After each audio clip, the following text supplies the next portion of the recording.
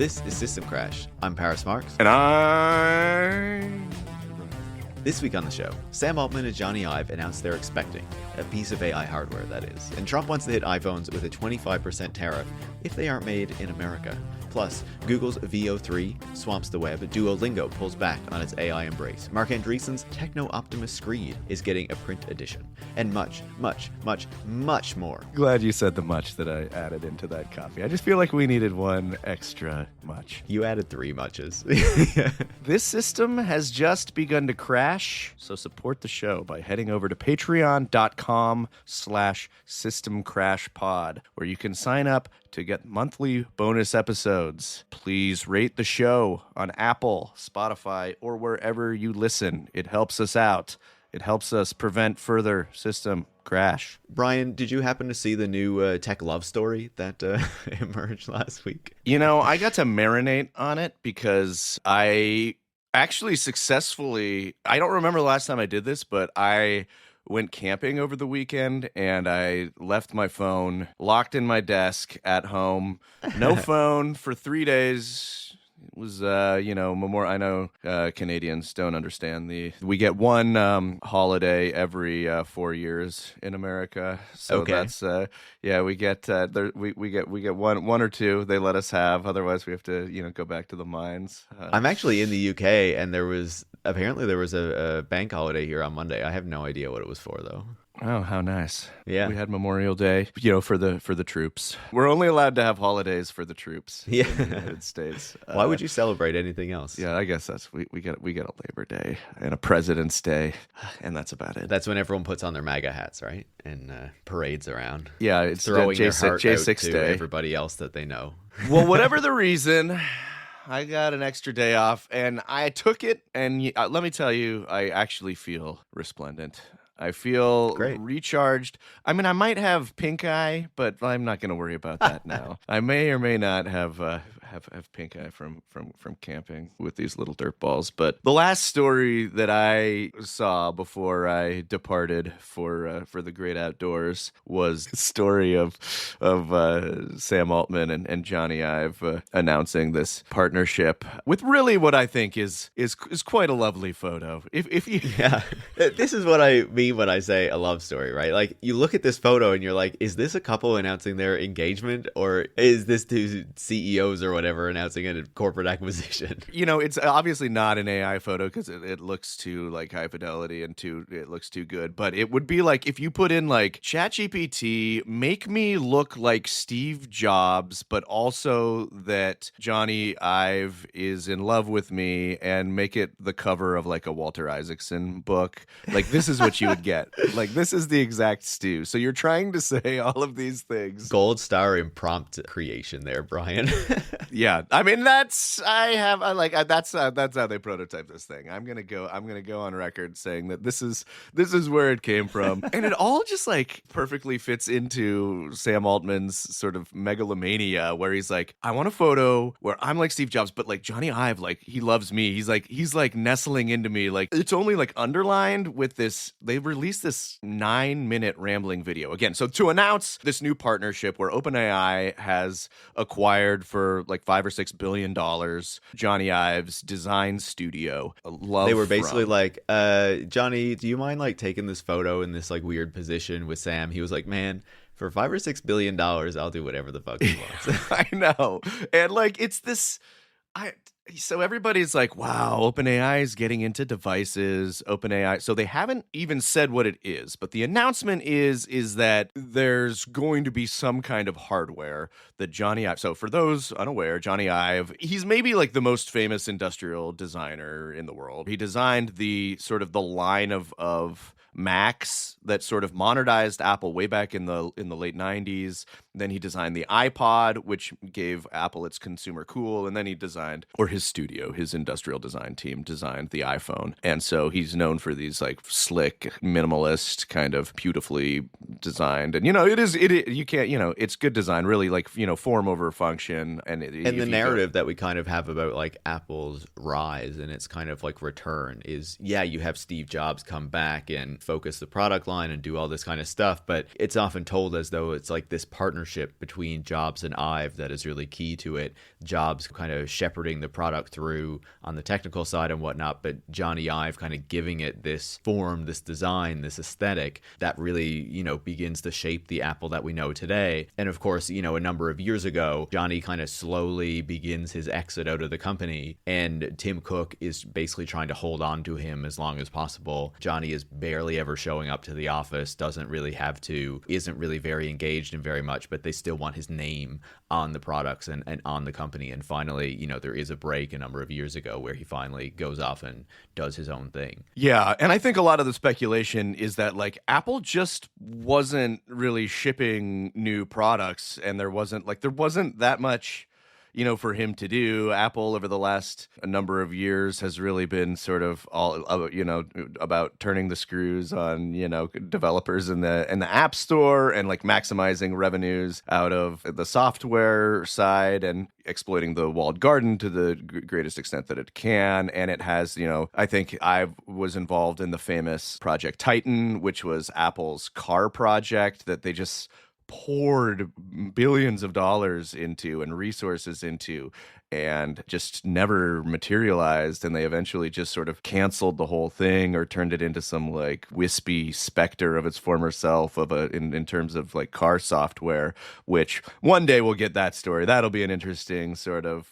corporate cloak and dagger story, I think. So all of these things, and, Jony Ive walks and, and has his own studio, and now he's sort of... And basically like usually just working on very expensive products because that's like his niche, basically. Luxury, like, he loves expensive cars, expensive, like he, famously just like wanted to make, the Apple Watch like this super luxury item, and he did. They made like a version that's like the Apple Watch Gold that's for, thousands of dollars, and it was he like just $10,000 or so. Yeah, and he has these really expensive tastes, and so that's which is perfectly sort of dovetailing with the Silicon Valley industrial complex at large was going sort of making luxury products and then sort of selling people, especially Apple, like it was always supposed to be the higher end. But I guess it feels like with this story, after this came out, there was all this speculation as though like, oh, what is this OpenAI product going to be? What's its form going to be?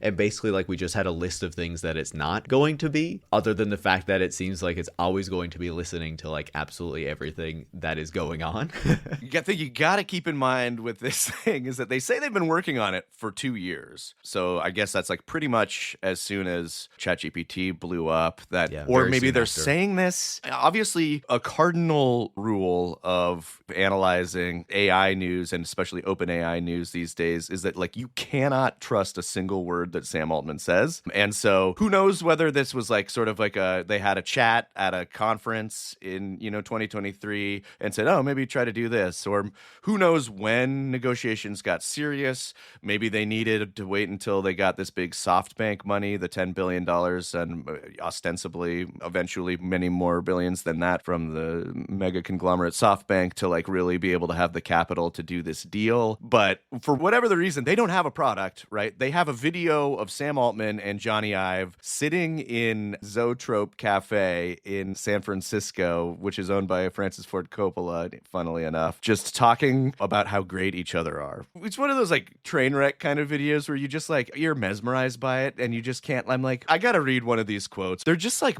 seriously just saying shit. And then they just decided to publish this whole thing, especially Sam Altman. They're just blowing hot air up each other's asses. It's just incredible to watch, because here, like, let me read this one. I like this. So Altman describes Jony Ive's company that they've just acquired as the densest collection of talent I think that I've ever heard of in one place, and probably has ever existed in the world. What? You just say thing, and then they're like, okay, keep it, roll it. And then it's like on to the next thing about, how game changing it is. And it's just like, I can't believe that there's anybody out there who's still hearing that going like, whoa, okay, wow. And it's just like, yeah, like who is the audience for this? Yeah. Seriously. Who's going like, oh, yeah, this is, I believe Sam. Yeah, I bet they finally got him. They got the densest talent of in the entire world.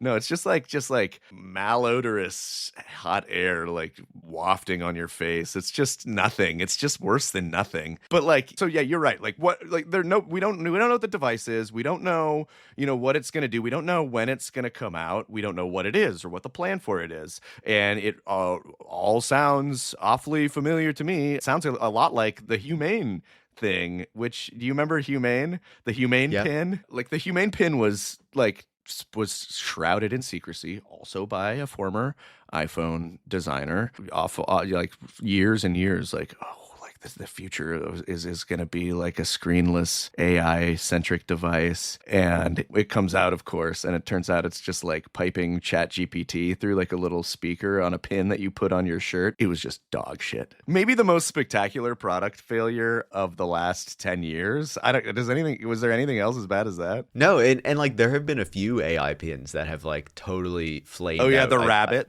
Exactly. Like Humane was obviously the most prominent one, the one that people would probably know about. Well, because they had billions of investment. They had tons of they had the media going like, okay, what's gonna happen? And Imran Chowdhury, is this the next iPhone? Is this the iPhone killer? All this kind of stuff. It's like, who seriously believed that this little pin was really going to replace the smartphone that has become so important to like basically everything at this point, has been like built into key services and infrastructures that we rely on. Even if it didn't, like, it was just like this thing, like it like barely, like people would ask it things and it would just kind of like pause awkwardly, and it like could not do what it was asked to do at all, which was just like, you're supposed to like tap it to like sort of turn it on and then talk to it, and then it like you were supposed to like, there's like little like holograph images that would and it was just like none of it worked. It really just feels like they need to find the next gimmick to like keep the excitement going, to keep the interest going. The other thing that it reminded me of was what we were talking about last week, right? How Google and Microsoft are basically trying to make these AI products that are like listening into everything, are going to know everything that you're up to, are going to be able to like chime in and respond whenever. And it's like OpenAI,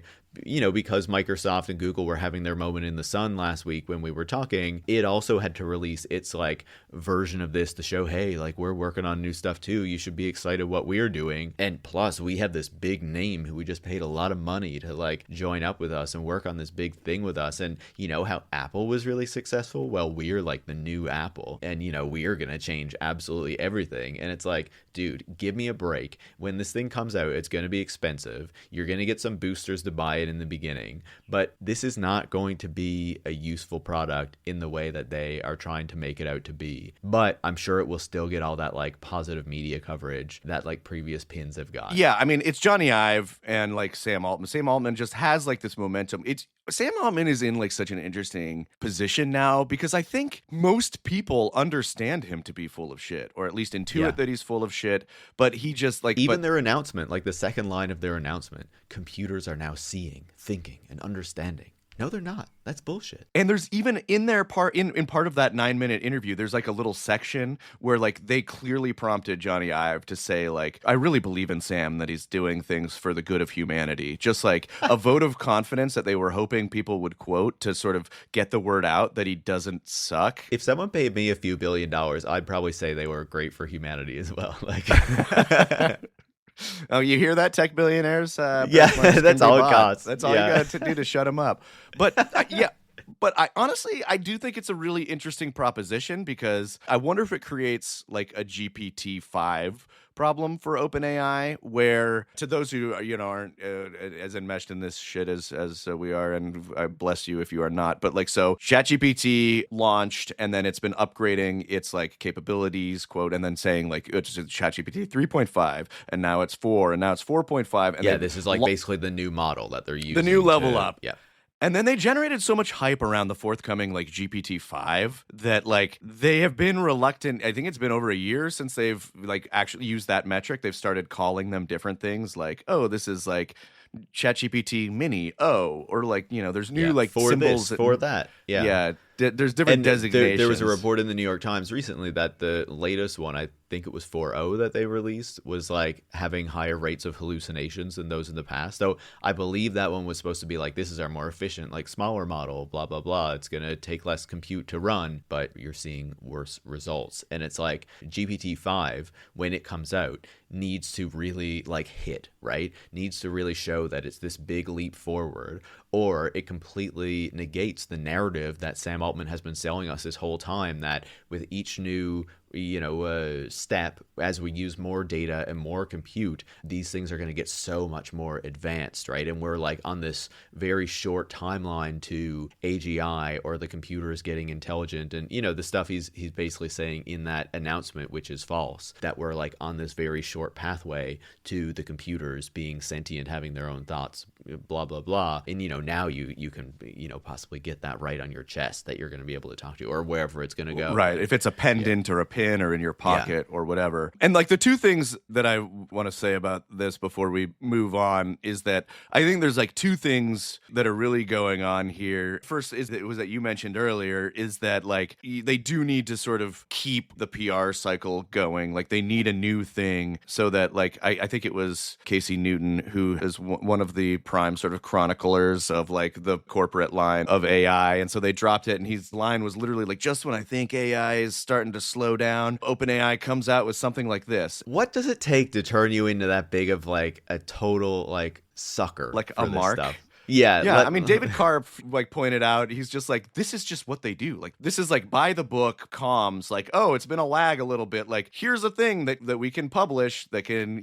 get fans and some people in the media to say, wow, AI is speeding up again. Because like, there's literally nothing. Like, there is literally nothing to announce. Nothing. Like, it's just the partnership. If I remember correctly, Jony Ive was paid in stock, not in cash. So there's also that. Very interesting. It's just completely sort of dependent on people to say, oh, wow, to keep it going. Because, again, there's nothing of substance that's been presented yet. And, who knows? Maybe there will be. But I really do think that this one is interesting because, like, poll after poll shows that AI is actually pretty unpopular for a whole host of reasons. If it's a visible thing that you're wearing around your neck, I wonder if you get some of the sort of Waymo-style backlash to where, the like, new San glass Francisco holes are the AI, the new glass holes, guys. exactly. Like, oh, like, look at this guy. Because like you said, it's always on, it's listening to everything, always recording so you can interact with it. It's what friend of the show, Chris Gilliard, would say is luxury surveillance, right? This like slick device that's going to sort of mark its wearer as part of this tech elite. But this is a sort of a socio-cultural moment where I don't know if you want to mark yourself as part of like the AI-friendly tech elite. I also just want to put a pin here that I think actually we need to come back around in a future episode and talk about smart glasses and glass holes, because even Sergey Brin was saying recently that it was like the new wave of smart glasses because Google announced its partnership with Warby Parker, and Apple is supposedly bringing out its own smart glasses next year, and of course Meta has its collaboration with Ray-Ban that it's been doing for a few years now. They have a goal to make sure that this new wave does not result in the glass hole phenomenon once again, because they want to get these cameras and computers on our faces as much as possible. So I think that's going to be really interesting. And you wonder or not they'll be successful. I don't know, because that was honestly a smart move that Meta made by partnering with Ray-Ban, because it's like, oh, they're just Ray-Bans. Like, they're not like this new thing that marks you as the wearer of something that's openly shitty. And even more recently, remember when people have mostly forgotten about the Vision Pro already, Apple's Vision. Remember people were like wearing that in public? I think that was more for like social media videos, though. It was, but like people were like, what? Like the reaction to that was so negative too, for more obvious reasons, because you like really look like a fool. But so this is to say, like, I think, again, contra the sort of Casey Newton perspective that this should be evidence of the relentless and unstoppable expansion of the AI industry, like, my read is almost the opposite, where In my newsletter last week, I was like, they want to do like an Apple-like product to the point where like they're like aping even like Steve Jobs sort of aesthetics in like the marketing release and in the picture that they're releasing. They're signaling like we're doing what Apple's doing. But I just sort of like went back and I tallied up just over the last like few months what OpenAI has announced. And starting last year, like a search engine. Okay, interesting. The ChatGPT search engine. Just like a couple months ago, they said they want to do a social network. They're working on a social network. OpenAI is working on a social network. They've got workplace automation tools like Microsoft might provide. They're going to get into online shopping. And now this device. They're doing it all, man. They're just taking pieces of like every tech giant that has succeeded has done before them and then saying, we're doing this with AI. Like, this is AI. We're doing it all, but we're the AI company. Like, they're out making these announcements, dripping them out like very quickly. It just like kind of reeks of like, we got to get something to stick here. And of course, nothing ever coming of many of those announcements, of course. Right. They fade off. I mean, search is it like they made a big deal of saying we're doing ChatGPT search, but like functionally, is it really that distinguishable from like ChatGPT regular just putting stuff in?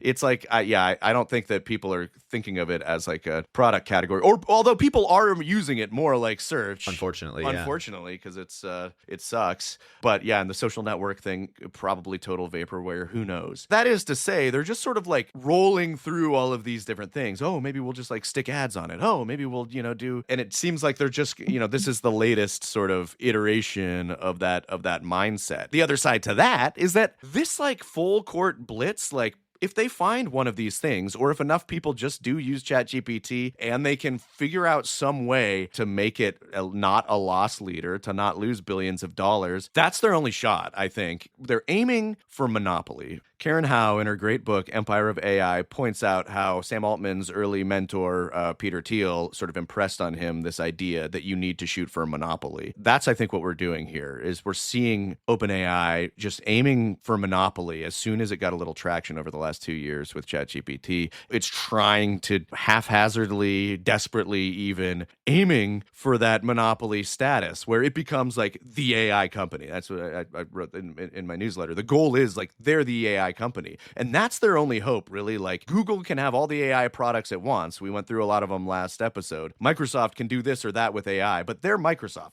They're Google. OpenAI is still most associated with AI. So if they can like make enough of these dog shit products, and even maybe some solid ones that people actually like, or maybe just the one, ChatGPT, which is still, as many point out, including like, Ed Zitron, just that's the only successful AI product really so far that is scaled to any degree, is ChatGPT, people using that of their own volition. So if they can sort of reach this saturation point where people are associating all of these products with OpenAI and sort of getting locked in, maybe they have to think that maybe that's one of the only ways that they do this, given their immense costs and that they're constantly teetering on the verge of overspending and going over their skis. So it's, to me, the device is a really risky thing, because if it sucks and people wear it, like, that's another opportunity for like the whole facade to splinter. Absolutely. And, just based on what you're saying, like, sure, they might have that goal, but I think it's actually, my view would be, it's actually Microsoft that is probably the one who is potentially winning at the moment, if we're talking about a company that's actually going to benefit from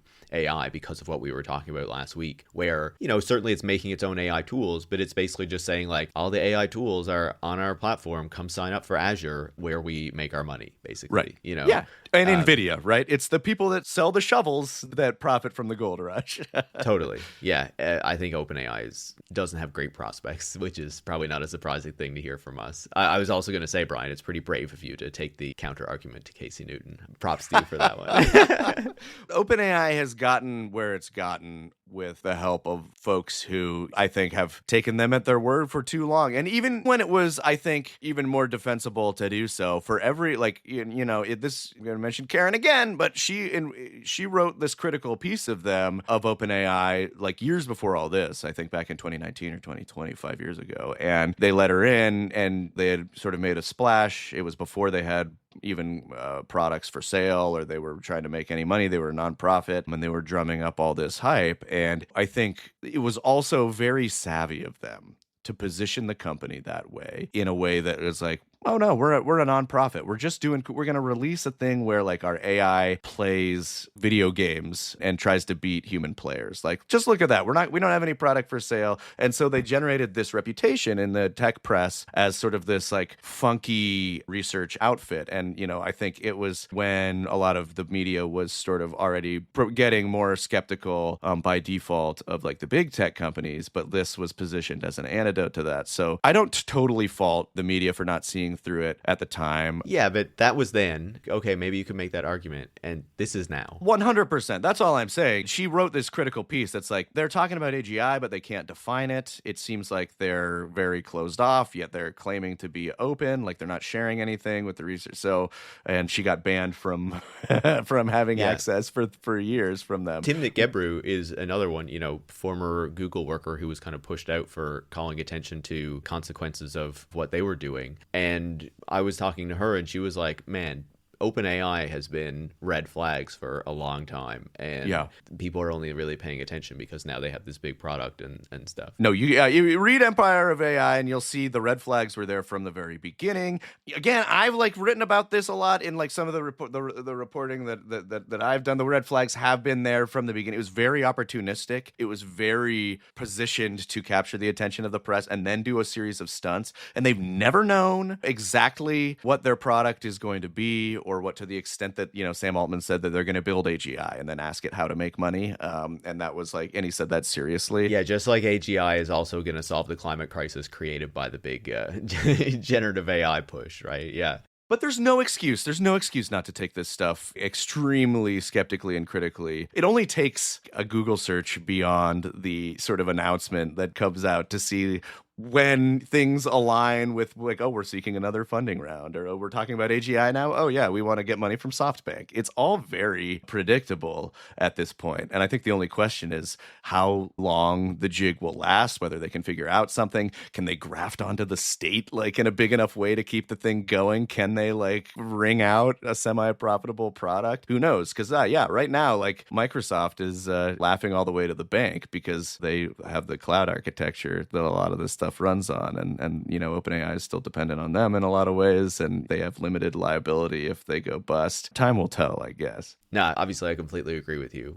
A great point. And I think talking about OpenAI, talking about this attention it's received, talking about its desire to become a hardware product and, especially to hire Jony Ive, I think also brings up another big product that has been in the focus this past week, which is, of course, the iPhone, which is the thing that makes Apple the bulk of its money and is what it's kind of riding while it can't figure out what else it's going to do. And, we've talked in the past on the show about how Apple is really trying to like thread the needle on the Trump tariffs. And I think I even said on a previous show that it seemed like Tim Cook and Apple were making out pretty good with what was going on so far because it got a carve out from some tariffs and things like that. Well, it looks like the story has kind of turned there because Apple has been trying to reposition its production from China, and it said it was going to move a lot of it to India to supply the US market. Well, Donald Trump got that into his ear as well and was not very happy about it because he wants production to come to the United States. And his next thing is that apparently he wants to put a 25% tariff on iPhones. And to be clear, he has said that would hit all smartphones, not just Apple's iPhones. He told Tim Cook, I want these things made in the United States,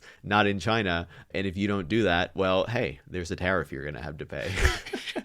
He just this idea, he just won't let it go. Like, Trump loves the idea of making iPhones in America. This is like one of like a handful of ideas that have just like are pinballing around in that increasingly addled skull of his, and that's just, it won't come out. Like he won't let it go. It was a focus of the first administration that trying to get Apple to reshore its manufacturing, and it's like persisted in even more unpredictable and haphazard ways. It appears to propel like a lot of the sort of the tariff scheming in general. Like this is like the talking point of his guys, like when Howard Lutnick, the Commerce Secretary, goes out and like was talk about the tariffs, especially like during the first round, like he's talking about iPhones and he's talking about having them made in America in like a weird and ghoulish way. Remember, who can forget his little comment about the tiny, tiny screws that like basically saying that like the immiserated labor of China is going to come to the United States so we can have like children turning tiny screws making iPhones here because that would be good for some reason. We went in on that comment a number of episodes back. Speaking of tiny things, though, did you see that the New York Times had a story about, what it would take to make iPhones in the United States and why it wasn't possible? And one of the reasons they gave was that young Chinese women have small hands, and so you just won't be able to replicate that in the United States. It's like, what the fuck is wrong with you guys? Yeah. Our hands are too big. Our big American hands. They're just too large. They can't hold screwdrivers. They just keep flying right out of our hands. It's not that these are shitty jobs and Americans wouldn't want them. It's that apparently Chinese people have small hands. We could make them here. We could take the racist argument, right? We just have to shrink people's hands. We could make them here. If, no, I mean it's pretty batshit. And there's like a funny clip where somebody, a reporter, presses him on this after he announces it, and we'll roll it real quick. Do you have the power to tariff one single company, and why would you want to hurt an American company in that way? It would be more. It would be also Samsung and anybody that makes that product. Otherwise, it wouldn't be fair. So anybody that makes that product, and that'll start on, I guess, the end of June. It'll come out. I think we have that appropriately done by the end of June. So if they make that product. Now, again, when they build their plant here, there's no tariff. So they're going to be building plants here. But I had an understanding with him that he wouldn't be doing this. He said he's going to India to build plants. I said, that's okay to go to India, but you're not going to sell into here without tariffs. The iPhone, if they're going to sell it in America, I want it to be built in the United States. So what I love about this is that he clearly just can barely kind of remember what he said in a meeting once and wrote it down, or somebody said oh yeah, we'll do it with Samsung too. And, I love that it comes out of nowhere because he's talking about something else and he gets like a few phone calls from different Congress people that he has to like hang up on because he's in the middle of like taking questions from the press. And they're like, sir, is that an iPhone? He was like, oh yeah, good thing it is, right? And then, he starts going in on the fact that Apple wants to make iPhones in India, and he's not cool with that. It's all just so very by the seat of the pants. Who knows what's coming next? But yeah, for whatever reason, this is his big thing. People have talked a lot about why he loves tariff. They just got lodged in his brain in the Reagan era as something that America should do, and he's never let it go. Because, that reporter asked him specifically, like, can you put a tariff on one company? Like, that's because... I guess that's what he had said at one point earlier, just like Apple only tariffs. But he's like, no. It'll be all phone makers. It'll be 25%. You're welcome, Americans, that all of your phones are going to cost 25% more just because. Well, I was just reading analyst reports this morning. There's like, that's not even enough. They will eat a 25% tariff and just raise the price because it's not worth it to. There's already talk that the iPhone prices are probably going to be going up soon as a result of all the tariff and trade stuff. But Brian, I wanted to ask you because like this discussion has been playing out for a little while now, right? Around, what's going to happen with smartphones and the supply chains around them and whether it's actually feasible to make a smartphone in the United States. And there have been many different answers and debates around that. On one end, we have the New York Times saying Chinese people have small hands, so we can't make iPhones. And on the other hand, you have the thing where it's like, we could make iPhones, but they'd be quite a bit more expensive because it'd be tougher to do that. You wrote a whole book on the iPhone, how it came to be and things like that. What's your kind of analysis of whether it's possible to make an iPhone in the United States and what it would go into that if it would be? Well, so like the bottom line is that you need to understand that there are two reasons why most iPhones are made in China and have historically been made in China. And one is just that the labor was cheaper. Like now it's like less straight up about the cheap labor, but it was originally skilled and cheap labor and labor laws that didn't prohibit managers from waking up hundreds of workers in the middle of the night if Apple needed like to change like the bezel or make an adjustment to its latest model on the fly. Chinese workforces could do that. So you have to have a workforce that is large enough pliable enough, basically exploitable enough to do that. So you have to have like some combination of those things. And, over the years, wages have ticked up. Like there's been labor organizing in China. You might remember the sort of the suicide epidemics where that was like a form of protest and a form of organizing designed to call attention to working conditions and to call for better ones. And, as the sort of Chinese middle class has grown and, sort of has become less tolerant of, in some cases, of horrible working conditions, like that's changed a little bit. But Apple has tried on and off to diversify its manufacturing bases in Brazil, in Vietnam, and in India particularly. And it hasn't been able to find, all those My understanding magic now, ingredients. you were giving us the labor piece and how this is changing is now it seems, okay, yeah, the labor has got more expensive, but the supply chain is just so cemented and it's so easy to access all these different parts in China that it becomes much more difficult to pull yourself away and go somewhere else. Like it would take a lot of effort to build that up, right? Yeah, that's true, but the supply chain has been incredibly complex for a long time, and it has come from just about every continent. When I was writing that book, I wound up going to just every continent except for Antarctica because Apple's supply chain touches the entire world. Yes, it's true that it's become entrenched, and now you have a lot of suppliers and vendors that sort of have all sort of concentrated around China. So it's easier and more efficient. I don't think that that's anything that couldn't be undone, just given how vast and sprawling it already is. Like, yeah, there might be some pain if you were forced to do it. And that's the same thing as the labor piece. Like, could we make an iPhone in the United States?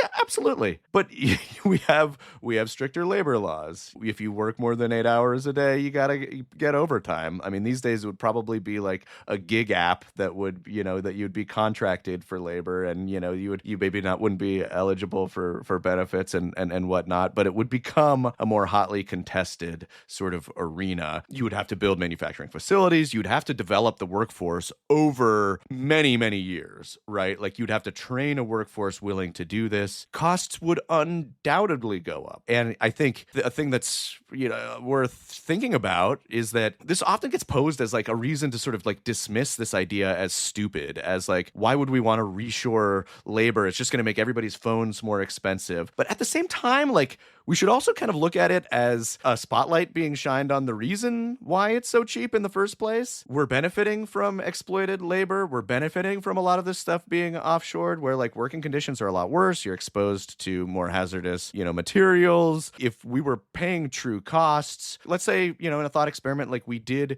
not just reshore labor here to ruthlessly exploit it and get manufacturing going in the United States and try to pay a good wage to the people who are making iPhones, and then trying to go down the supply chain and making sure people weren't endangering themselves in horrible conditions, pulling tin out of mines that use child labor, or risking what if we went down the entire supply again? Then the phone should probably be a lot more expensive than it is. And would that be okay? Would we treat it with more care and carry a phone with us longer than 2 years before we upgrade, or longer than 3 years, I think now is the average? I don't know. It's worth thinking about. But all of that is to say, could we build phones here? Yes, but given the current state of American manufacturing and consumer expectations, it would be a cataclysmic shift. It would be a truly sort of radical upheaval of a lot of things from labor to price point and all of that. I think you laid it out so well. It is very much a discussion of not just, do we want to pay more for an iPhone, but what kind of economy do we really want? That's, a conversation that Trump is kind of spurring to a certain degree, but doing it in a really haphazard way that is not about what is actually going to benefit the American public, but is just fueled, as you said, by these particular ideas of how an economy should work and using tariffs and all this kind of stuff. It's but there is an argument to be made there, and there are people kind of who have been wanting to have this conversation for a long time as to whether it really made sense to offshore all of these jobs to cut costs, to basically have lower labor costs, and what the effect of that has been on the United States. We know that there has been quite an effect there, right? By offshoring all of that kind of manufacturing capacity and relying more on a service economy instead, it's part of the reason why people are so angry today, why it's difficult to get good work, all that kind of stuff. Bernie Sanders has talked about not dissimilar things, but from a very different perspective. But that is kind of like not the conversation that people want to be having. I'm really happy you laid that out for us, Brian, because I feel like it's been hard to get a good answer to this question that doesn't rely on racist tropes or be like consumers will never even think about paying a bit more for an iPhone. But it's like, what if you built an economy in a different way where products lasted a bit longer, where the expectation was that you're going to keep this thing for a little bit, even if that makes less profit for the company. But as a result, we have more jobs that could potentially be good paying, unionized jobs that are actually producing these things. It's like, what kind of economy, what kind of a world do you want? Well, the world has been shaped in a particular way because particular people want it to work that way because that is the way they think they are going to maximize their profits and control over labor and whatnot. But that doesn't mean it has to be the way that it works, right? Yeah, I mean, that's why manufacturing moved over to China in the first place, right? To lower labor costs. And Silicon Valley in particular, well, not in particular, like any kind of company that manufactures things has wanted to, offshore labor to find cheaper sources of labor. But Silicon Valley has always tried to locate cheaper labor sources, especially, overseas. And, electronics manufacturing has been happening in Shenzhen and other places that I've visited, for decades and decades now. So, yeah, just because it's difficult to consider an alternative or to sort of unwind a system doesn't mean it's impossible. I certainly hope that when we're thinking about this stuff, as you said, we're steering clear of, xenophobic tropes and having the discussion revolve only around what Americans are paying with their wallets. Because, yeah, like I said, I traveled up and down the supply chain. I've been to mines in Bolivia and Chile, right? I've been to the factories in China. I've been to e-waste pits in Kenya where the stuff winds up, where every stop along the way, people are incurring harms by these companies that want to, maximize their profits and minimize expenses. And so every phone that we pick up has all of that embedded right into it. So yeah, maybe this is an opportunity to think about alternatives. Yeah, a Trumpian reshoring project does not want to address those pieces of the puzzle. No. Let me give you that impression. No, as we said, Lutnick explicitly wants American workers to be exploited there, or for fully automated robots that don't exist to be doing that labor here. But in reality, it will still be precarious and migrant labor. Yeah. I'm sure the Jony Ive OpenAI pin will be made in America with union labor and. Oh, God. Way to bring it full circle. Yeah, you're welcome. Yeah. Should we get to the final stories? Final story time. First up, for the past number of weeks or even months, we've been chronicling Tesla's difficulties. Well, new numbers out for April show that Tesla's sales declined by 49% year over year in Europe in April, continuing to have this really difficult opportunity moment in Europe as people are turned off from its cars. At the same time, BYD sales continue to soar in Europe, and for the first time, BYD, this Chinese vehicle manufacturer, has sold more vehicles than Tesla, and of course continues to grow at a really rapid clip. So not good news for Tesla, but good news for the people who don't want Tesla to be doing well. Yes, indeed. Google's Veo 3, its new video production model, its AI-generated video model, has gone viral, as they say, due to its ability to produce lifelike images and videos. At least it's a lot closer than previous. Probably remember the Sora videos where people's mouths would warp into other people's faces. And so this is a step forward. People are still weirdly twitchy and smiling. I've watched a number of these videos, but it's won sort of accolades from Elon Musk and all the sort of the AI lovers out there. Well, of course, because now it has some audio in the video, right? For the first audio time. In the video, you can say there's words paired with the AI slop fest. It is still very much an AI slop spectacular. It will just ease the creation of even more AI slop. And artists and creatives have predictably and justifiably and rightfully been raising the alarm bells around this thing. Many have said you just look at this stuff and you just see all of the inputs that have gone into it, previous hours of images and videos that have been shot by real human people people all sucked up into the vortex of for-profit, big tech-led AI, which is not great. And I would just say that just a reminder when you think about this stuff, like let's think about like what it's for and what its purpose is. And number one, as we touched on with the OpenAI stuff, this is like a big advertisement for AI in general.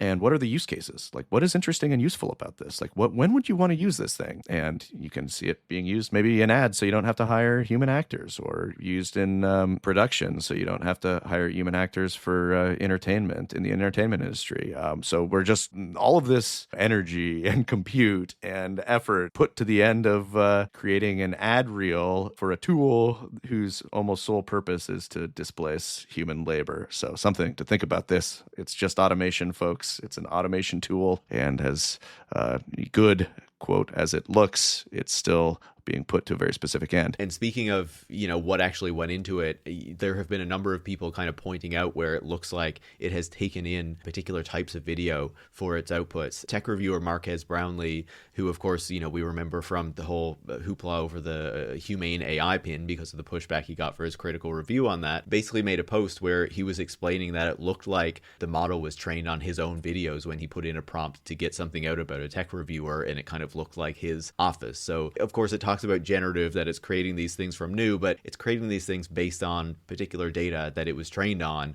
and then churning out things that look like that data, which is why some things look so realistic and whatnot, right? And to that end, there's a battle raging, as many of you may know, in the UK over whether or not the UK will relax its copyright rules to allow AI companies to ingest more work, more creative work, so that to give the AI companies an edge. And right now, the cultural winds are sort of firmly on the side of the artists who are opposing this. And Nick Clegg, former deputy prime minister and former Facebook flack, says that asking artists for permission to use their work would, quote, kill the AI industry. Sounds good. We should protect those copyright rules, I guess.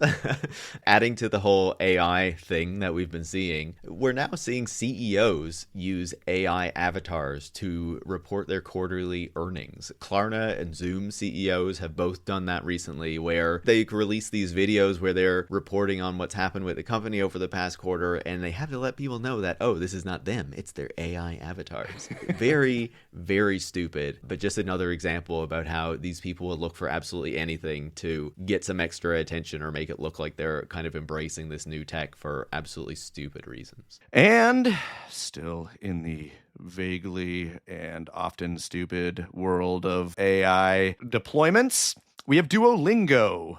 Everyone's now least favorite language learning app has walked back its AI-first comments, saying that it no longer intends to replace workers, wants to work with workers to augment the experience, which is the default line of a lot of these companies that either are afraid of getting into trouble with people who see using AI as unseemly, or have already waded into the thick of the shit. The damage has already been done. They've already fired lots and lots of human writers and human workers. So I think we can put this firmly into the category of Duolingo CEO is trying to save face here. But if anything, it underlines the power of speaking out and sort of voicing contempt for companies that want to do this. Once again, as we mentioned earlier in this episode, the public sentiment is very much against the use of AI in a lot of these capacities, especially when it's being used to replace workers or human work or art. And so making a huge stink about this certainly goes right on the radar. There's big backlash on Reddit and on social media, and the company has surely seen that, heard that, felt that. Who knows how many people have actually canceled their subscriptions? A lot of people said, I'm done with Duolingo after this, and it was